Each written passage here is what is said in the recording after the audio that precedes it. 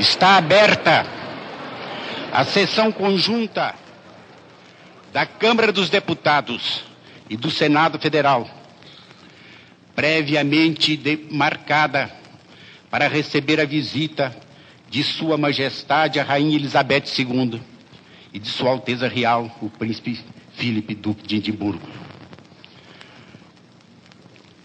Uma comissão previamente constituída pelos senhores presidente da Câmara dos Deputados, presidente do Senado, líderes dos partidos políticos Aliança Renovadora Nacional e Movimento Democrático Brasileiro, no Senado Federal e na Câmara dos Deputados, e presidentes das comissões de relações exteriores das duas casas do Congresso, está à espera de Sua Majestade e do Príncipe Filipe, Duque de Edimburgo, para tão logo cheguem a este edifício, sejam devidamente introduzidos no recinto.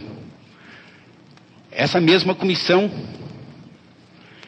ficará com incumbência de tão logo terminada a solenidade desta sessão, acompanhar Sua Majestade a Rainha Elizabeth II e Sua Alteza Real, o Príncipe Filipe, Duque de Edimburgo, até o Salão Nobre do Congresso Nacional, na parte do Senado Federal, para que ali os visitantes recebam os cumprimentos dos senhores deputados, senadores e demais pessoas gratas.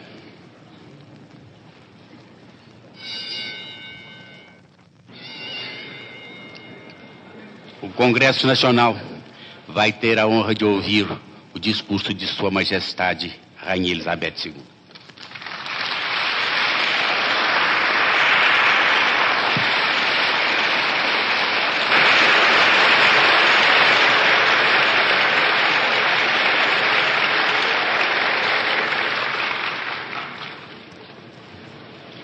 Mr. President, Your Excellencies, members of the Senate and House of Deputies, I have been much moved by your welcome. It is typical of the courtesy and generosity which my husband and I have met everywhere since we came to Brazil. I also thank you for honoring us with this invitation to attend the joint session of the National Congress in these magnificent congressional buildings. In 1965, we celebrated the 700th anniversary of the first British Parliament, at which there were seated, in addition to representatives of the nobles and the clergy, ordinary citizens to represent the interests of the cities and towns. This Parliament met at Westminster, where the British Parliament still sits today.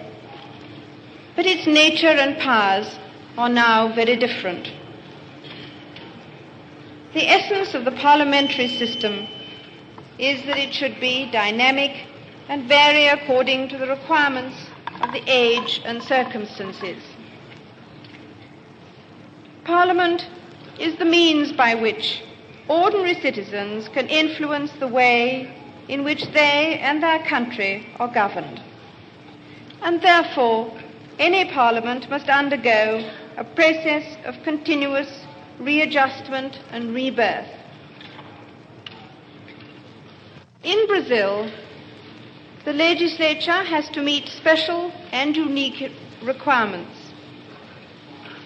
Your Congress has to legislate for over 20 states, each with its own personality, and many of them far larger in size than Britain or other countries in Europe.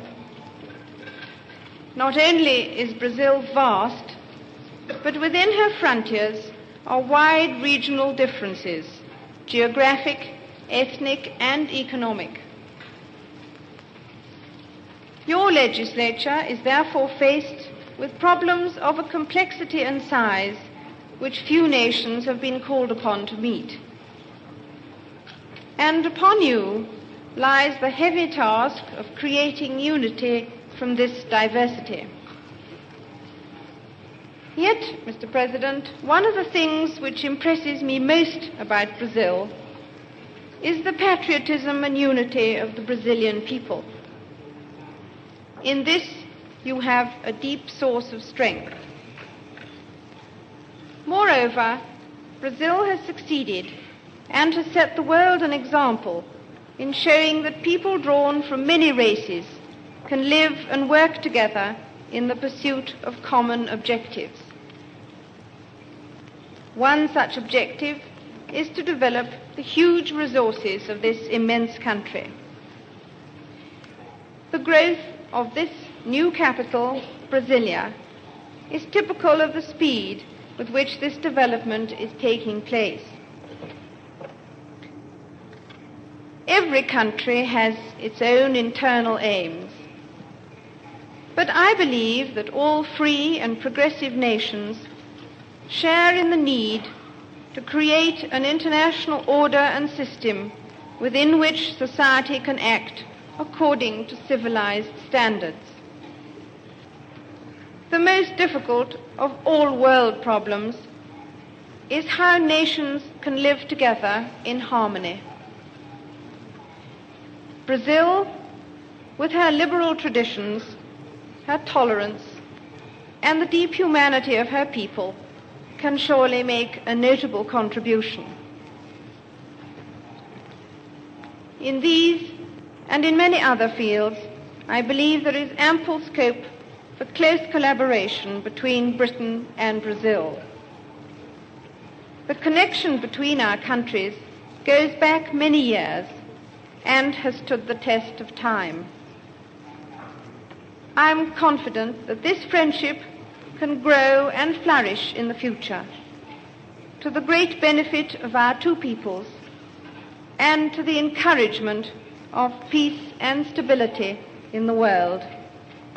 May God bless your deliberations and grant success to your labors.